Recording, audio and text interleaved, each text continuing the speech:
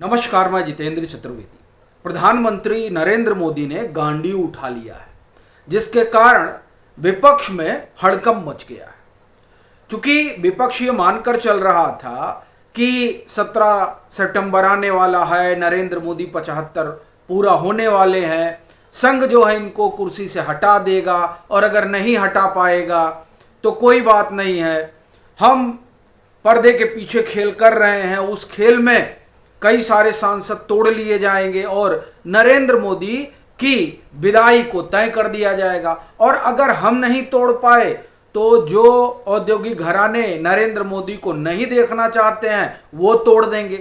कुल मिलाकर जो विपक्ष है वो ये मानकर चल रहा था कि इन तीनों में से कोई एक परिस्थिति तो बनेगी ही और जिसके बाद नरेंद्र मोदी से उन्हें मुक्ति मिल जाएगी, वो सत्ता से हट जाएंगे। क्योंकि सारा डर और संकट अगर किसी से है तो वो नरेंद्र मोदी से है। क्यों? क्योंकि नरेंद्र मोदी भ्रष्टाचार विरोधी जो अभियान है उस अभियान के अग्रदूत बने हुए हैं। अब ये जो वो कर रहे हैं वो किसी विपक्षी दल को सुहा नहीं रहा है। इस कारण उन लोगों की इच्छा भी यही है और कोशिश भी वही है कि नरेंद्र मोदी चले जाएं। अच्छा, एक कारण ये भी है कि बहुत दिन हो गया सब सत्ता से बाहर रहे हैं, उनके जो लोग बाग हैं वो भी सत्ता से बाहर रहे हैं, तो ज़्यादा किटकिटाए हुए हैं और तमाम तरह के षड्यंत्र और साजिशों में लगे हुए हैं, तमाम तरह की मुहिम चलाई जा रही है। उसका कुल जमा यही है कि नरेंद्र मोदी बाहर जाएं। उसके लिए इनको ये सब रास्ते दिखाई दे रहे थे, लेकिन हुआ क्या कि पूरा मामला जो है पलट गया। जिस संघ के सहारे उनको लगा था कि नरेंद्र मोदी को हटाया जाएगा, वो संघ बड़ी मजबूती के साथ नरेंद्र मोदी के पीछे आकर खड़ा हो गया। अब लीजिए, यानी इनका जो सबसे बड़ा दांव था वो दांव ही फेल हो गया। और इधर चूंकि रण भीषण है, तो जब रण भीषण होता है तब सीधे गांडी उठाया जाता है। तो नरेंद्र मोदी ने उसको उठा लिया और वो निकल पड़े। कहाँ? सियासी जो रण है उस रण में जो विरोधी हैं उन विरोधियों को पटखनी देने के लिए। अब आप देखिए कि 3 दिवसीय यात्रा पर है प्रधानमंत्री नरेंद्र मोदी और वो कहीं विदेश नहीं गए हैं, देश में ही हैं। यात्रा शुरू कहां से की उन्होंने? मिजोरम से। मणिपुर, जिसको लेकर सबसे ज्यादा आप ये कहें कि चर्चा रही पिछले 2 साल, उसको लेकर खूब मुहिम चलाई गई। जब उस मणिपुर में प्रधानमंत्री नरेंद्र मोदी पहुंचे तो जो जन सैलाब उमड़ा, उस जन सैलाब ने विपक्ष के पैरों के नीचे की जमीन खिसका दी। क्योंकि विपक्ष तो ये मानकर चल रहा था कि साहब नरेंद्र मोदी जा तो रहे हैं मणिपुर, लेकिन मणिपुर में उनकी हालत वहां की जनता खस्ता कर देगी। लेकिन आप देखिए कि प्रकृति भी न्याय जब करती है तो आप देखते रह जाते हैं। हुआ क्या कि जो कांग्रेस की अगुवाई वाला पूरा गठजोड़ है उसको लग रहा था कि एक तो उनकी सभा में कोई आएगा नहीं और दूसरा पीएम जा रहे हैं, बड़ी किरकिरी हो जाएगी मणिपुर में, क्योंकि इन लोगों ने तो बड़ा माहौल बना रखा था। अब हुआ क्या? पीएम के आप ये कहें कि जाने से पहले वहां बड़ी बारिश होने लगी, तो पीएम का हेलीकॉप्टर उतर नहीं सकता था। तो फिर पीएम बाई रोड गए और जब पीएम बाई रोड गए तो एक तरह से कहें कि उनका वो रोड शो तरीके से हो गया।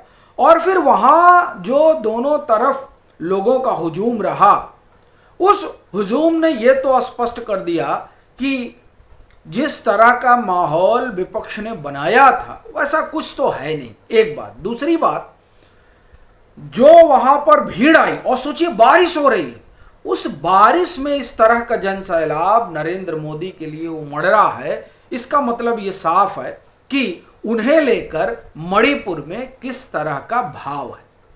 तो ये आप देखिए कि जो लोग माहौल बना रहे हैं उनके गाल पर जनता नहीं तमाचा दे मारा।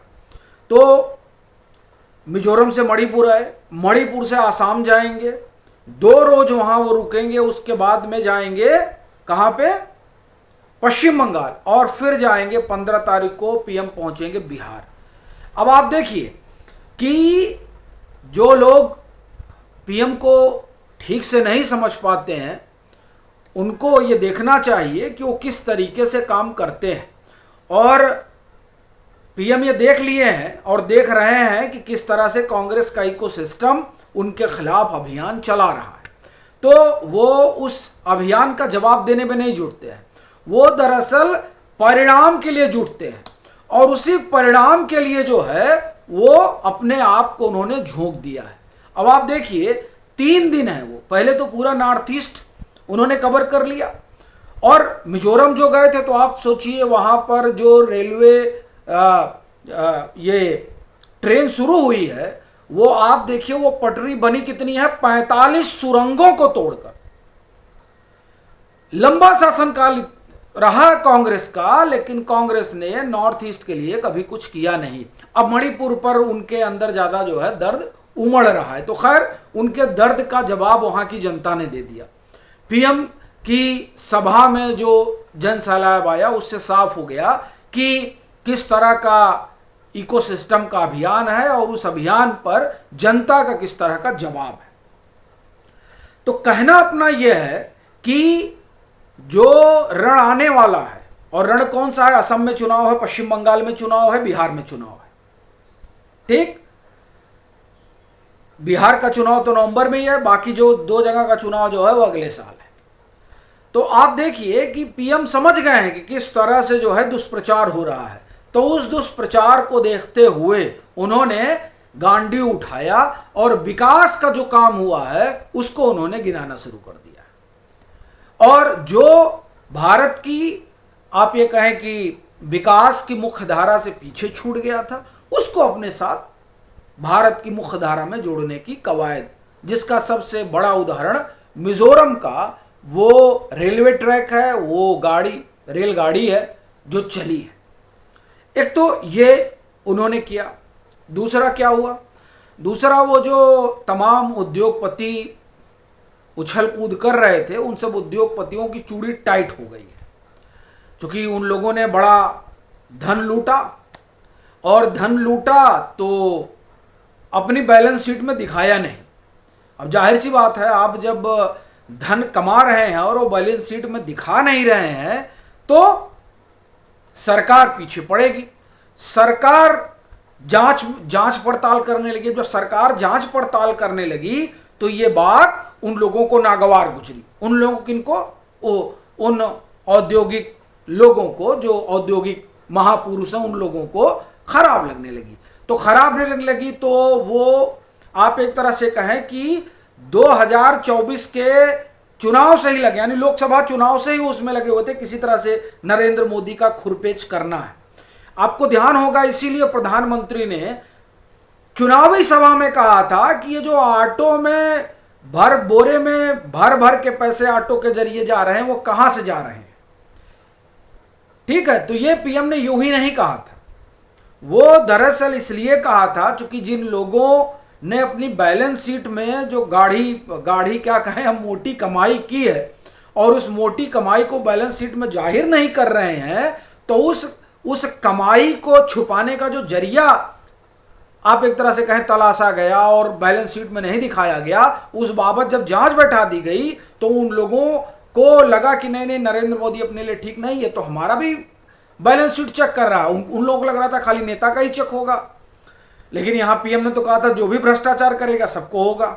तो अब आप इतना मुनाफा कमा रहे हैं लेकिन बैलेंस शीट में नहीं दिखा रहे हैं, चूंकि दिखाएंगे तो टैक्स देना पड़ेगा, तो टैक्स ना देना पड़े इसलिए उसको बैलेंस शीट से गायब कर दे रहे हैं। जब आप उसको बैलेंस शीट से गायब कर दिए तो यहां आयकर को लगा दिया गया, जरा पता करो कहां ये डाल रहे हैं।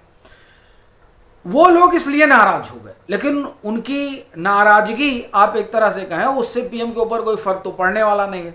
और जो उन्होंने जोर आजमाइश की थी, वो जोर आजमाइश उपराष्ट्रपति के चुनाव में औंधे मुंह गिर पड़ी, क्योंकि उसी में सबसे ज्यादा प्रचार हो रहा था और कहा जा रहा था कि ये लोग खेल करेंगे, कई जो है क्रॉस वोटिंग होगी, लेकिन इनका खेल तो औंधे मुंह गिर पड़ा। क्रॉस वोटिंग हुई लेकिन वो सब चली गई एनडीए के पक्ष में। और क्रॉस वोटिंग इस तरह की है कि अगर आज प्रधानमंत्री नरेंद्र मोदी इशारा कर दे तो जादुई आंकड़ा सीधे सीधे भाजपा छू लेगी। जी हां, अगर पीएम सिर्फ इशारा करे। पीएम का यह है कि भाई चलिए, जब हमको जरूरत पड़ती है तो हमको समर्थन मिल ही जा रहा है तो क्या फायदा, नहीं तो फिर एक विमर्श गढ़ा जाएगा कि देखिए लोग तोड़ फोड़ करते हैं, तो ये वाला मसला हो जाएगा। नहीं तो आप देखिए, साफ साफ कहा जा रहा है कि पूरा महाविकास अघाड़ी टूटा है उपराष्ट्रपति के चुनाव में, और वो गया है, एनडीए के उम्मीदवार को मिला है, तो क्यों नहीं रोक पाए वो लोग। तो जो औद्योगिक घराने जो राजमाइश में लगे हुए थे, उनका सब इसी उपराष्ट्रपति चुनाव में हालत जो है खस्ता हो गया है। तो ये क्यों हुआ? क्योंकि पीएम ने उठा लिया गांडी। वो समझ गए कि ये जो रण है वो वैसे ही लड़ना पड़ेगा। तो एक तरफ जो सियासी लड़ाई है उसके लिए उन्होंने कमर कसी, और दूसरी तरफ सियासी लड़ाई के साथ ही साथ जो कारपोरेट और पॉलिटिकल नेक्सस है, उस नेक्सस में जो षड्यंत्र रचा जा रहा है उसके खिलाफ भी मुहिम उन्होंने छेड़ दी है। और वो मुहिम ही है जिसकी वजह से कई जो लोग हैं उनके ऊपर गाज गिरी है। कई सारी बड़ी भारी भारी कंपनियां हैं जिनके ऊपर कई तरह की जांच बैठी है। ठीक है, कई एक लोगों के यहां तो ईडी और सीबीआई तक का छापा पड़ गया है। तो ये जो सब हो रहा है ये नाहक नहीं हो रहा है। इसके होने की एक ही वजह है, वो ये कि पीएम ने तय कर लिया है कि किस तरीके से शुद्ध करना है। चूंकि ये रण है तो रण में धनुष उठाना ही पड़ता है, और ये अर्जुन का धनुष जिसे गांडीव कहा जाता है। तो इसीलिए अब वो देखिए, वो तो लड़ाई थी ना, महाभारत की लड़ाई थी, उसमें बड़े बड़े योद्धा थे, तो उन योद्धाओं से लड़ने के लिए खास किस्म का धनुष चाहिए था, गांडीव, जिसको हाथ में लेने के बाद आपको कोई पराजित न कर सके। तो इसीलिए पीएम ने अब गांडी उठा लिया है कि ऐसे बात नहीं बनेगी। बाकी आपकी अपनी क्या राय है ज़रूर साझा करें। मतांतर से नहीं जुड़े हैं तो जुड़ें, वीडियो को लाइक करें और खूब शेयर करें।